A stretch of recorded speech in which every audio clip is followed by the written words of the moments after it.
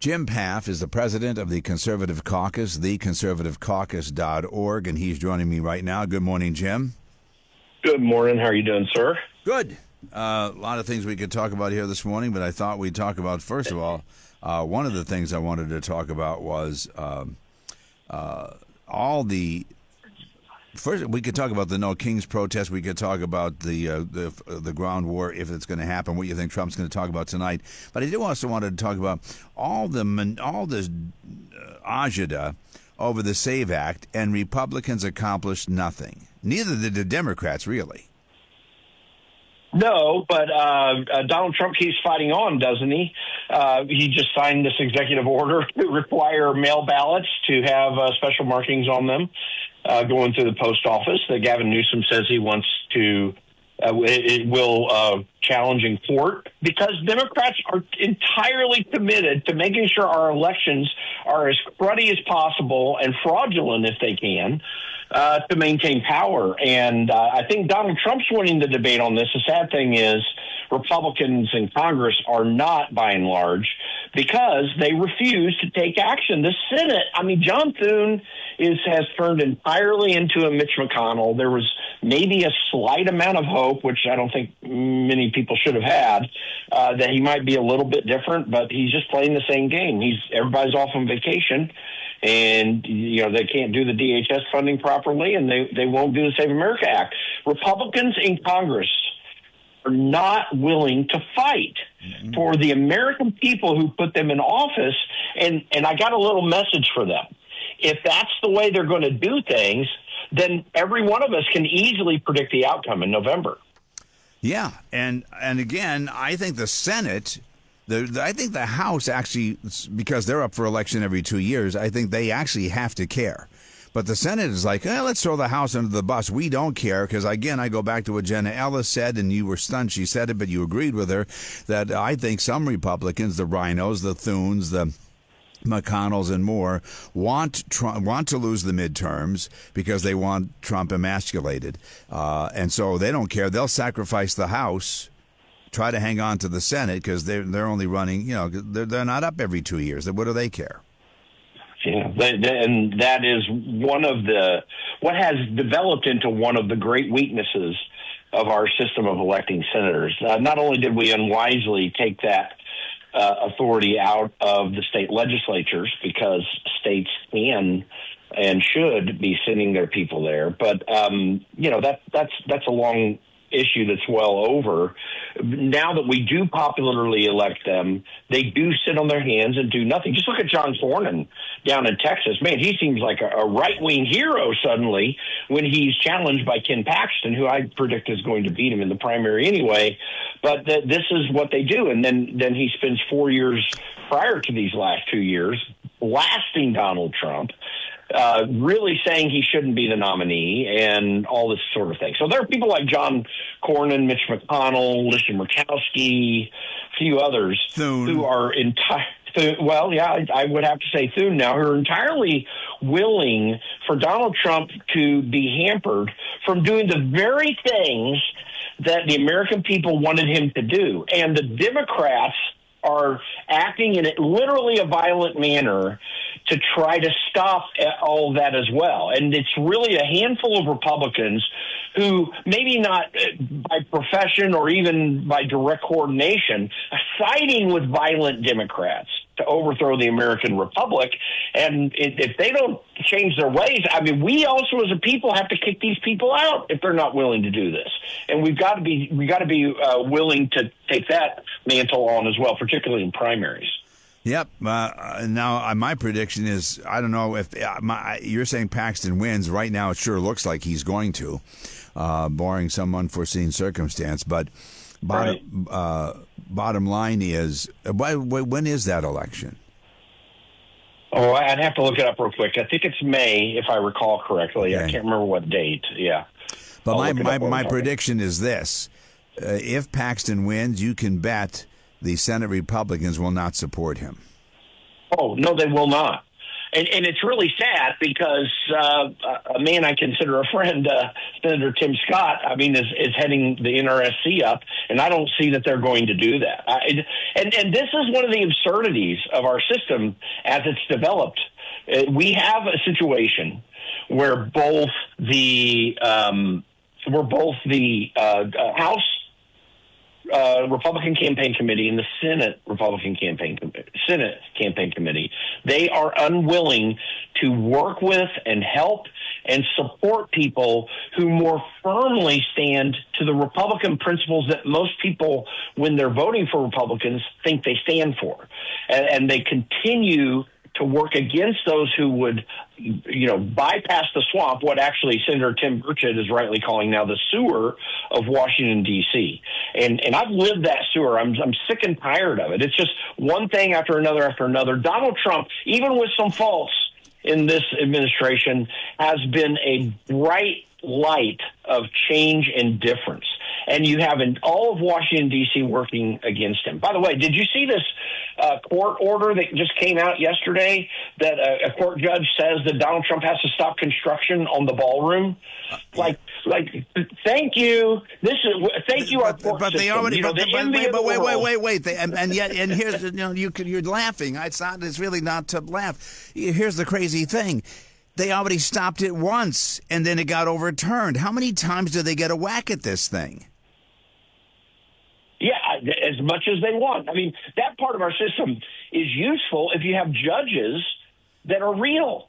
I got to be honest with you, Jim. I got to be honest with you. If I'm Donald Trump, I'm going to say the court already ruled on this. They said I can continue. I'm continuing. Yeah. Blank you. I totally agree with you. But that also highlights the absurdity of this order. The construction is already well underway. They're really building on the building right now. And that's the absurdity of this. A court already ruled on this, saying he can do this because they're not expending funds. There's no need to go to Congress when you're not expending funds. Or funds out of the federal coffers. And this guy is it's a vengeance tour. That's all of that it is. We've got a court system that is working entirely against the American people, thwarting their will and making absurd rulings like this one that really have no basis in reality. There's nobody really harmed. The only people harmed are the people who don't want some monument or some perceived monument to Donald Trump to ever exist anywhere because they want to destroy the man, while we have monuments for presidents all over the country. So it shows the depths of problem that we've gotten into in this country that we have to continue to fight to take back, that Donald Trump, thankfully, because of his courage, began to do. So I saw that story, and I did not read the whole story. On what basis are they saying he can't do it? They are saying that the Congress has to authorize the building of it. He's not even saying that Congress has to fund it, because obviously Congress isn't funding it.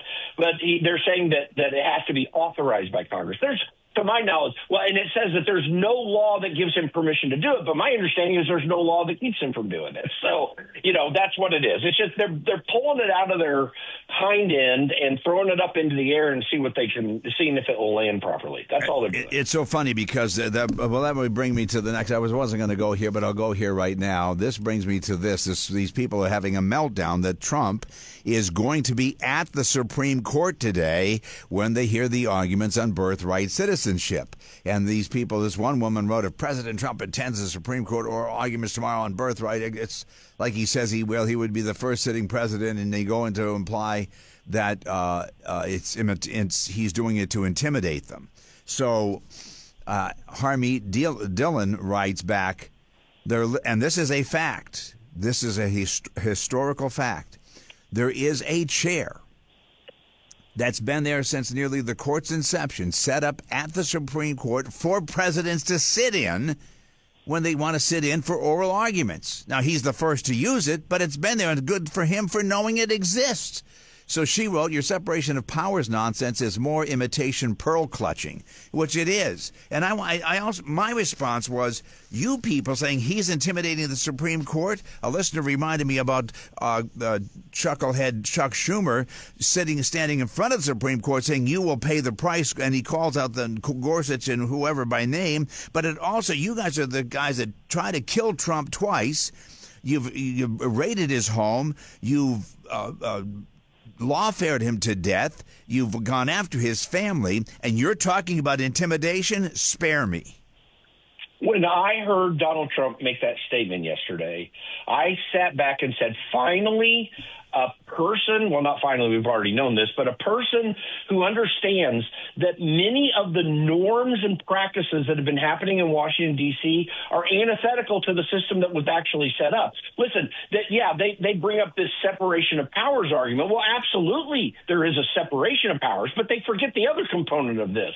The powers can intimidate one another, hold one another in check, push them towards certain ends. I mean, every one of the Supreme Court justices are appointed by a president and approved by a Senate. So it's not like there's no accountability and no interaction that takes place. There's absolute interaction that takes place. It's just that each one of the three branches of government has its own particular authority. There's nothing wrong with the political becoming part of this. And to make the point even more clear, Democrats have been political with the Supreme Court for decades now, from beforehand and also ever since Ted Kennedy Robert Bork back in the early 1980s. They have been playing that political game, and for them to sit back and get upset about Donald Trump showing up in the Supreme Court is the most absurd thing that I've ever heard. And we need to be thankful that Donald Trump's willing to break a lot of these norms that make Washington, D.C. a cesspool of idiocy. These are also the people that, if you remember, went to the Supreme Court justices' homes. It's just, the whole thing is just so ludicrous. He's the right the chair is there for a reason. It's maddening. It is maddening, and here's what's even more maddening: the mainstream media reports on it, gushing and exasperated about, look what he's doing. They don't report the facts. They don't tell people historical context. They don't inform the public. They are now basically folks. I'm not joking. It is Pravda, because it is basically a propaganda machine. They're spinning the way they want to spin. And this all came into being really two times when they saw what they could get Nixon out of office. And now we all know the truth behind Watergate, and it wasn't what we thought it was. That's another thing that was fake reporting. And then when they did it with Vietnam, and when they got a taste of the power and how they could sway the public. Now, they've tried to do it for years. Don't get me wrong. This has gone on since we've had a press in the country. But it was that in the 60s when I think Khrushchev was telling us what he was doing, and it is now China and communist Chinese that are controlling our media here, paying them, that own interest in the papers, that buy advertising, that influence them. It's when the media got a taste of its power, they've now become unashamed about using it, and blatant. Oh, they are blatant about it. Listen, all the things that they hate about Donald Trump, I can think of very few things that I might have any question about how Donald Trump took an approach on. I'm sure, like, if I thought real hard, real quickly, I might find one or two things. But there is never a thing that modern-day Washington, D.C. does that is normal in the least.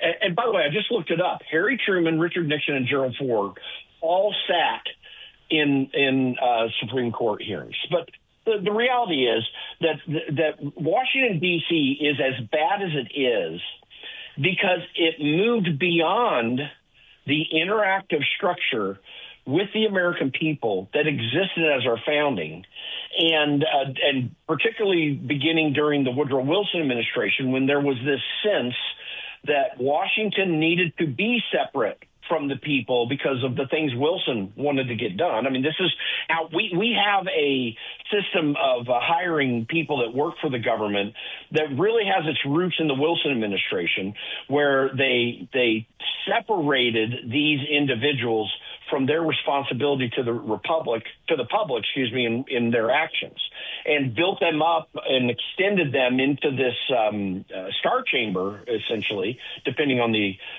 various agencies, to do their own thing because they're the experts, and we need to honor them and treat them as such. This is one of the most absurd things that any government can do in the modern era where we have freedom. But we have to remember, we are an experiment in freedom here in the United States. This is rare in human history.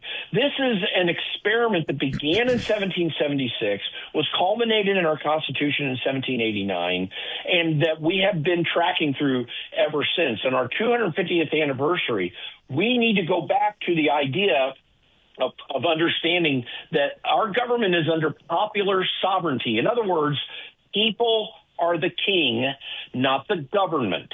And Donald Trump and Chuck Schumer and John Thune and John Roberts, they're all accountable to us. Even the courts are accountable to us.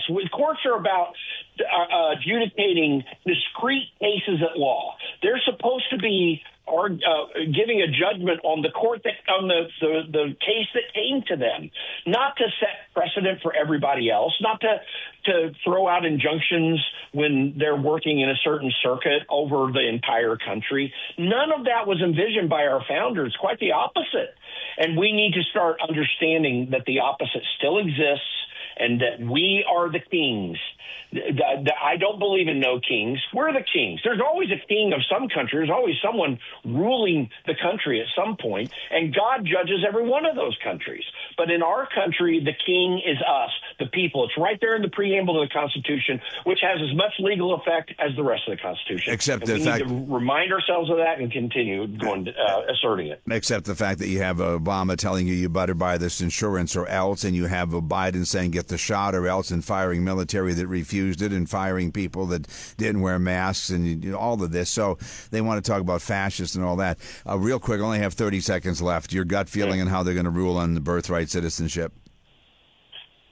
It seems to be somewhat up in the air. I'm going to have a better sense when I hear some of the outtakes of the arguments today. I think the language in the bill's plain, and I think the legislative intent is plain. It was to make sure that slave children would be treated as citizens, and that's the primary and only reason for that aspect of the 14th Amendment. All right, we'll check back in a week and figure that out, and I know the arguments are today. Thank you, Jim. Jim Pfaff with the Conservative Caucus, the president of the Conservative Caucus, theconservativecaucus.org. Thank you, Jim. Thanks, Gunther.